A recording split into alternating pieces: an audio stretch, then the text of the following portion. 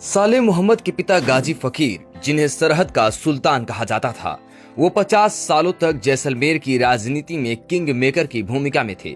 वे खुद चुनाव नहीं लड़ते थे, पर चुनाव जिताने में उनकी ही चलती थी। 1995 में एक बार उन्होंने जिला परिषद सदस्य का चुनाव लड़ा था। उसके अलावा उन्होंने कभी चुनाव नहीं लड़ा। हालांकि 1973 में वे बड़ोड़ा गांव के सरपंच बने थे, लेकिन वे चुनाव लड़कर नहीं बल्कि निर्विरोध चुने गए थे। इसके बाद गाजी फकीर राजनीति में पूरी तरह से सक्रिय हो गए। हर चुनाव में नए राजनीतिक समीकरणों के साथ फकीर का कद बढ़ता ही गया। समाज के लोगों के बीच गहरी पैठ और मजबूत पकड़ के कारण कांग्रेस के बड़े नेता के रूप में उभरकर सामने आए। भारत में गाजी फकीर सिंधी मुसलमानों के धर्म गुरु माने जाते थे। उनके पिता राणा फकीर भी धर्म गुरु थे।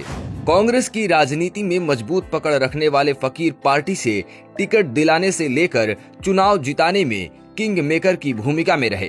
कद इतना बड़ा था कि पार्टी के वरिष्ठ नेता भी जैसलमेर में उनसे राय शुमारी किए बिना कोई फैसला नहीं करते थे। उनके फतवा जारी करने पर हजारों वोटर अपना रुख बदल देते थे। बताया जाता है कि 1970 के करीब गाजी फकीर राजनीति में सक्रिय हुए थे। उससे पहले तक जैसलमेर का राज परिवार ही चुनावों में सक्रिय था।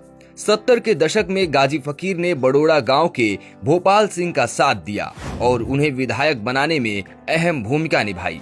इसके बाद भोपाल सिंह की मदद से ही वे बड़ोड़ा गांव के निर्विरोध सरपंच बने। इस दौरान धीरे धीरे फकीर को अपनी ताकत का एहसास हुआ और बाद में वे हर चुनाव में सक्रिय रहकर किसी भी एक उम्मीदवार पर हाथ रखते और उसकी जीत होती। 1985 में गाजी फकीर ने सभी पार्टियों से किनारा किया और जैसलमेर में मुस्लिम और मेघवाल समाज का नया गठबंधन बनाया। तब से लेकर 2020 तक यह गठबंधन चला और कांग्रेस के साथ रहा। फकीर का चुनाव में फरमान जारी होता था। उसी तरह से इनके भाई फतेह मोहम्मद भी राजनीति में ज्यादा सक्रिय रहते थे।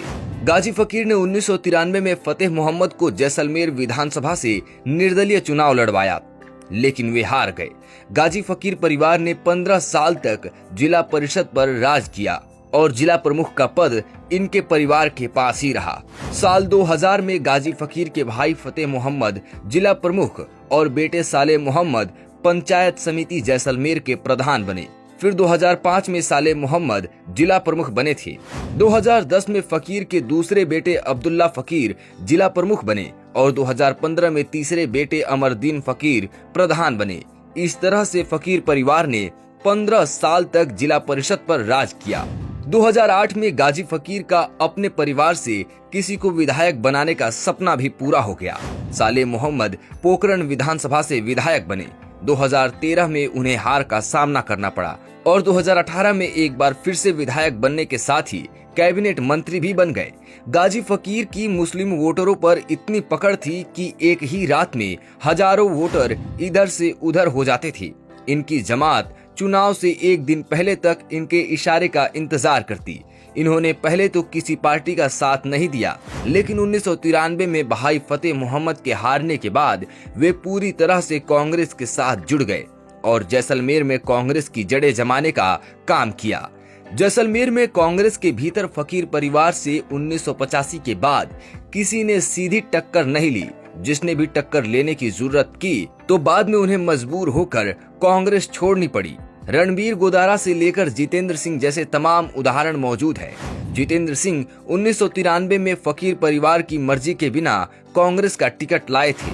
उन्हें भी बाद में वापस बीजेपी में जाना पड़ा और 1998 में बीजेपी की टिकट पर जैसलमेर विधानसभा से मैदान में उतरे और फकीर परिवार के सामने हार गए।